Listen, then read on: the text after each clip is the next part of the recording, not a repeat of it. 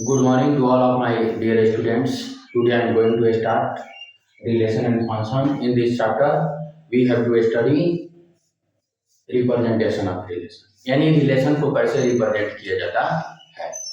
तो सबसे पहला फॉर्म है रोस्टर फॉर्म। रोस्टर फॉर्म में क्या किया जाता है, रिप्रेजेंट किया जाता है रिलेशन को। In this form we represent set of all ordered pairs a comma b such that a comma b belonging to real number where a is coming from set of a and b is coming from set b। इसका मतलब हुआ कि roster form में जब हम किसी relation को represent करते हैं तो a कोमा b के रूप में रिप्रेजेंट करते हैं। और a कोमा b का मतलब हुआ कि the element a is coming from the set a and the element b is coming from the set b। Okay, the next set builder form. Set builder form का मतलब होता है property form, okay, या expression form. तो we denote the relation by rule which correlate the two sets. यानी एक ऐसा property या एक्सप्रेशन लिखते हैं या एक रूल लिखते हैं जिसमें दो एलिमेंट इस तरह क्या हो जाते हैं, एक दूसरे से कोरिलेट हो जाते हैं। तीसरा है arrow diagram method. Arrow diagram method में हम क्या करते हैं कि सेट ए के एलिमेंट को एक साथ, सेट बी के एलिमेंट को एक साथ लिखते हैं और जो सेट ए के एलिमेंट सेट बी के एलिमेंट से कोरिलेट होते हैं उस दोनों को क्या करते हैं, एक लाइन के द्वारा एक दूसरे से मिला देते हैं। तो उसी को एरो डायग्राम मेथड कहा जाता है। अगला है, एक सवाल है, कंसीडर सेट ए। सेट ए है जिसमें एलिमेंट क्या है, -1 0 1 2 और 3, यानी 5 एलिमेंट है। कौन कौन, -1 0 1 2 और 3। सेट ए में 5 एलिमेंट होगा एंड बी में 1 2 4 5 और 0। और सेट बी में कौन कौन एलिमेंट होगा, 1 2 4 5 और 0।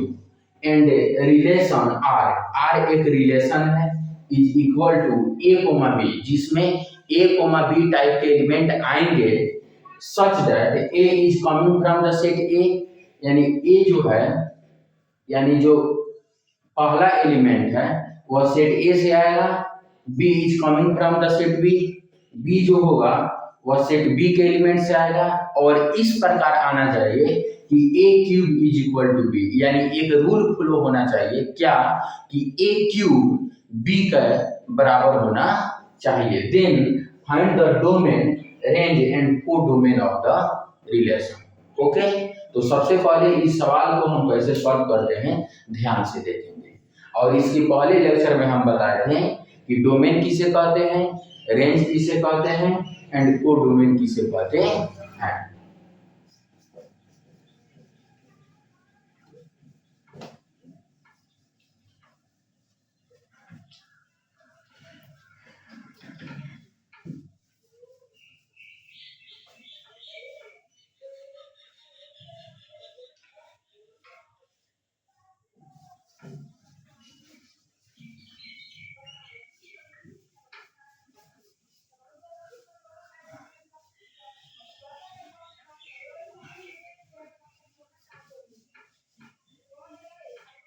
चलिए अब हम सेट ए के एलिमेंट को लिख लेते हैं, सेट बी के एलिमेंट को लिख देंगे और जो इस रूल को फ्लो करेगा, रूल क्या है, A cube is equal to B. यानी सेट ए का एलिमेंट लेना है और उसका क्यूब करना है और उसके क्यूब का जो वैल्यू होगा यदि सेट बी में उस एलिमेंट के किसी एलिमेंट के बराबर हो जाए तो दोनों पेयर एक साथ आ जाएंगे। चलिए सोल्व करते हैं और देखते हैं। तो सेट ए में एलिमेंट कौन सा है, मान लें कि सेट ए को ले लेते हैं, इसी को एरो डायग्राम मेथड कहा जाता है। सेट ए में कौन है, -1 0 1 2 और 3। और सेट ए के एलिमेंट होगा, सेट बी में एलिमेंट क्या क्या है, 1 2 4 5 और 0। अब हमको क्या करना है कि इस एलिमेंट का क्यूब करना है। तो -1 का क्यूब करेंगे तो -1 आएगा और इसमें सेट बी में कोई भी एलिमेंट -1 के बराबर नहीं है, यानी इसका पेयर नहीं बन पाएगा। दूसरा क्या है, जीरो। जीरो का क्यूब करेंगे तो क्या आएगा, जीरो आएगा। जीरो का क्यूब करेंगे तो क्या आएगा, जीरो आएगा। तो इस रिलेशन में जो जो एलिमेंट आ रहा है उस एलिमेंट को ऐसे लिख सकते हैं, 0,0। चलिए 1 का क्यूब करेंगे तो 1 आएगा, तो 1,1 हो गया। आगे देखिए 2 का क्यूब करेंगे तो 8 आएगा, 8 भी नहीं है। उसके बाद 3 का क्यूब करेंगे तो क्या आएगा, 27 आएगा, 27 भी नहीं है। तो यानी इस रिलेशन में दो ही पेयर बने, दो पेयर बने, कौन कौन, 0,0 एंड 1,1। तो हम क्या करते हैं, डोमेन लिखने के लिए सेट ए के एलिमेंट जो इस रिलेशन में पार्टिसिपेट किए हैं उसको क्या करते हैं, लिखते हैं। सेट ए के एलिमेंट, कौन कौन सेट ए का एलिमेंट है जो इस रिलेशन में पार्टिसिपेट किया है, 0 और 1, 0 और 1। चलिए ठीक, उसके बाद सेट बी के एलिमेंट कौन कौन है, तो 0 और 1। सेट बी में भी कौन कौन एलिमेंट हुए, 0 और 1। कोई दिक्कत नहीं, तो इसको ऐसे लिख सकते हैं, ये हटा दे तो भी कोई दिक्कत नहीं है, 0 और 1। रेंज, डोमेन रेंज,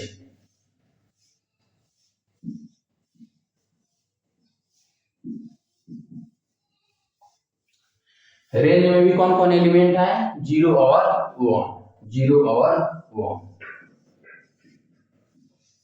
चलिए अब कोडोमेन क्या होता है, कंप्लीट सेट बी को कोडोमेन कहा जाता है। यानी टोटल सेट बी के एलिमेंट को यदि लिख दिया जाए तो उसको क्या कहा जाता है, कोडोमेन कहा जाता है। तो कोडोमेन क्या हो जाएगा, codomain is equal to complete set B, complete set B.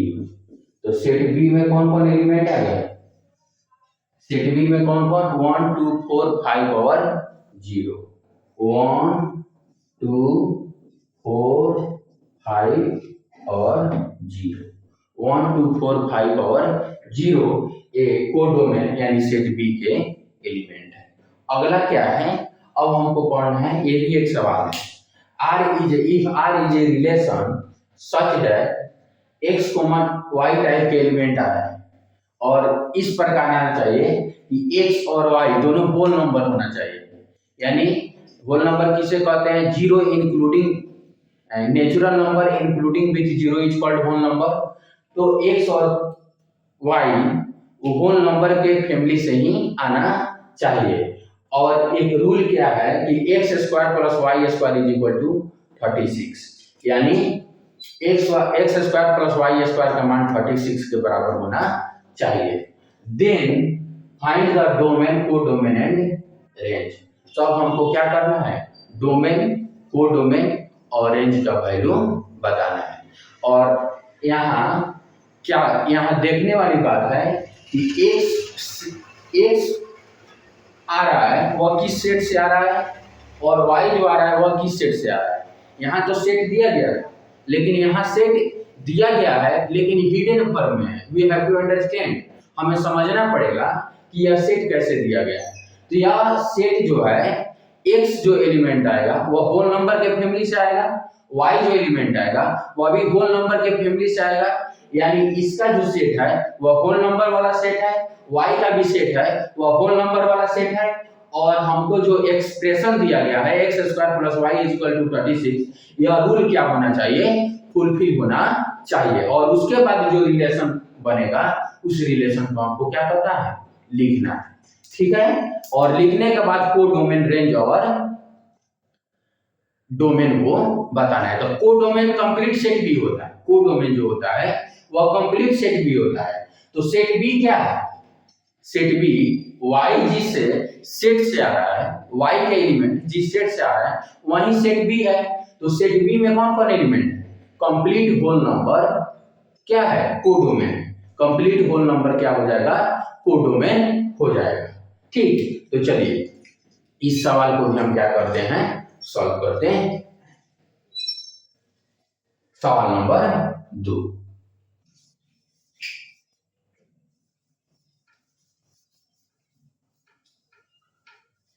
X जो आ रहा है वह भी होल नंबर के फैमिली से आ रहा है, वाई जो आ रहा है वह भी होल नंबर की फैमिली से आ रहा है, और हमको क्या करना है कि X square plus Y square का वैल्यू को क्या कर देना है, 36 कर देना है। तो चलिए सवाल नंबर 2,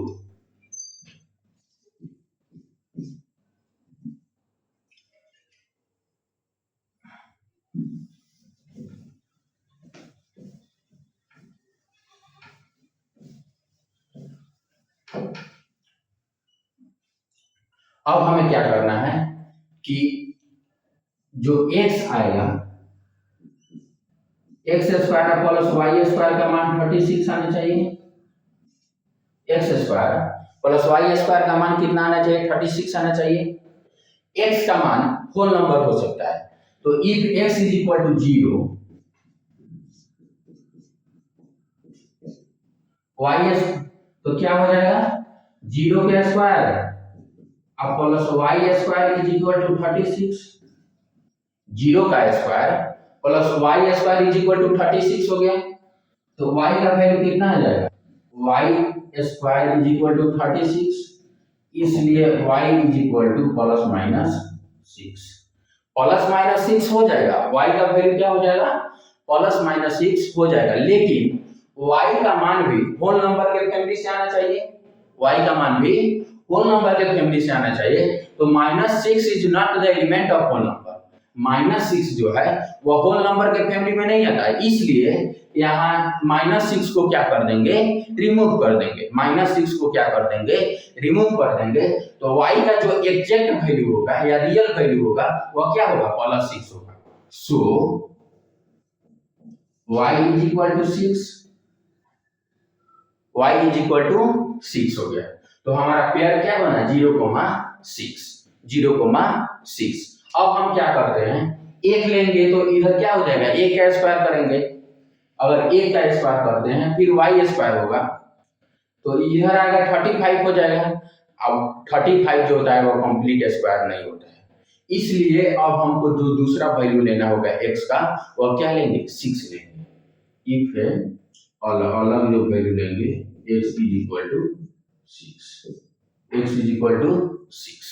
तो जब x का वैल्यू हम 6 ले लिए तो कितना आ जाएगा, 6 का square plus Y square is equal to 36, तो कितना हो जाएगा 36 और plus Y square is equal to 36, इसलिए y square is equal to 36, इसलिए y is equal to 0, y is equal to 0। तो जब x का मान 6 हुआ तो y का मान 0 हो गया, जब x का मान 0 हुआ तो y का मान 6 हो गया। तो हमें दो पेयर मिला, इस रिलेशन में हमको दो पेयर मिला, कौन कौन, एक 0,6 और एक 6,0, एक 0,6 और एक 6,0। तो डोमेन क्या हो जाएगा और रेंज क्या हो जाएगा। तो डोमेन जब हम लिखेंगे तो क्या करेंगे,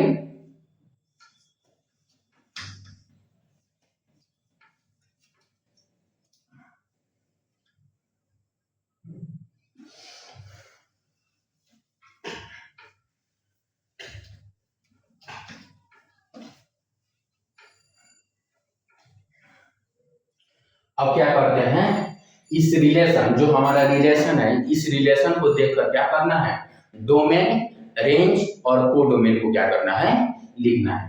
तो डोमेन क्या हो जाएगा,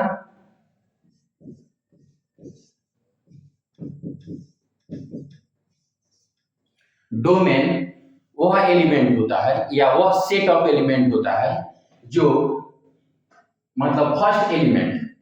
यदि x, y लिख रहे हैं तो x के जो x का एलिमेंट होगा उस एलिमेंट को हमको लिखना होगा। तो पेयर बना 0,6 और 6,0, तो फर्स्ट एलिमेंट 0 हो गया और दूसरे पेयर का फर्स्ट एलिमेंट क्या हो गया, 6 हो गया। तो हमारा जो डोमेन के सेट में जो एलिमेंट आएगा वो कौन कौन आएगा, 0 आएगा और 6 आएगा, 0 आएगा और 6 आएगा। यहाँ 0 आ गया और यहाँ 6 आ गया, नो डाउट। अब हमको क्या करना है, रेंज लिखना है।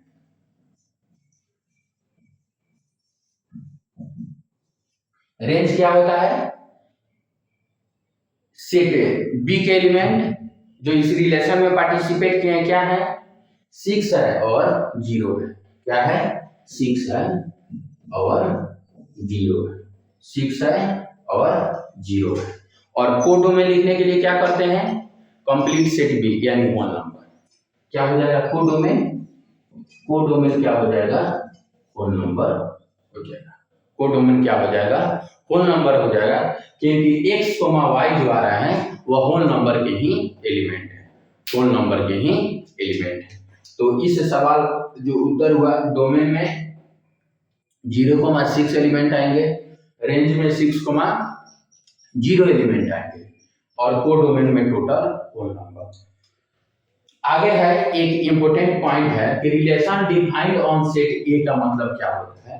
यदि किसी सवाल में लिखा है कि रिलेशन डिफाइंड ऑन सेट ए, तो इसका मतलब होता है कि रिलेशन में जो पेयर बनेंगे, रिलेशन में जो पेयर बनेंगे वह फर्स्ट पेयर भी सेट ए के एलिमेंट्स होगा और सेकेंड पेयर भी जो होगा वह सेट ए का ही एलिमेंट होगा।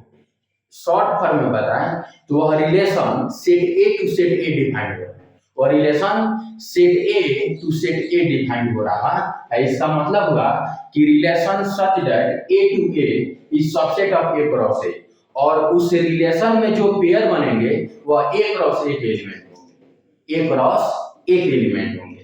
तो किसी सवाल में दिया रहता है the relation defined on set ए, इसका मतलब हुआ रिलेशन में जो एलिमेंट होंगे यानी जो पेयर एलिमेंट होंगे वह ए क्रॉस ए के ही सबसेट होंगे, ए क्रॉस ए के ही सबसेट होंगे। दूसरी बात है कि यदि सेट ए में p एलिमेंट हुए, हालांकि इसको हम पहले भी बता चुके हैं लेकिन फिर बता रहे हैं, यदि सेट ए में p एलिमेंट हुए and the number of element in set B q, then total number of relation defined from set A to set B कितना हो जाएगा, 2 to the power pq, where p is number of element in set A and q is number of element in set B। ठीक, तो p का value क्या हो गया, number of element in set A into q का value क्या होगा, number of element in set B। तो यह एक फार्मूला, इस फार्मूला को याद करना है। किसी सवाल में, बहुत सारे सवाल में भी दिया रहता है कि the relation defined on set ए, तो उसमें समझना होगा कि उस रिलेशन के जो एलिमेंट होंगे वह ए क्रॉस ए के सबसेट होंगे, रिलेशन के जो एलिमेंट होंगे वह ए क्रॉस ए के सबसेट होंगे, यानी वह relation A to A defined होगा, वह relation A to A defined होगा। उसके बाद इस सवाल को हम सॉल्व कर लिए, इधर भी एक सवाल था उसको भी सॉल्व कर लिए और जाने कि रिलेशन को कैसे रिप्रेजेंट किया जाता है। तो जैसे यहाँ जो सवाल था उस सवाल में भी उस रिलेशन को सेट बिल्डर फॉर्म या प्रॉपर्टी फॉर्म या एक्सप्रेशन फॉर्म में दिया गया था। यहाँ भी जो सवाल दिया गया है वह भी इस रिलेशन को, इस रिलेशन जो दिया गया है और रिलेशन में जो एलिमेंट आएंगे वह एक रूल के द्वारा आएंगे, यानी इसको भी एक्सप्रेशन या प्रॉपर्टी फॉर्म में दिया गया है। प्रॉपर्टी क्या है कि x square plus y square का मान क्या होना चाहिए, 36 होना चाहिए। x जो होना चाहिए होल नंबर के एलिमेंट से आना चाहिए, होल नंबर के फैमिली से आना चाहिए, y भी होना चाहिए वह होल नंबर के फैमिली से आना चाहिए। देन हमको क्या करना है, कोडोमेन रेंज और डोमेन का वैल्यू ज्ञात करना है। तो इस सवाल को समझें, कॉन्सेप्ट को समझें और नेक्स्ट वीडियो का इंतजार करें, और इस वीडियो पर अच्छा कमेंट करें, अच्छा लगे तो दिल भेजें। Thank you for watching this video.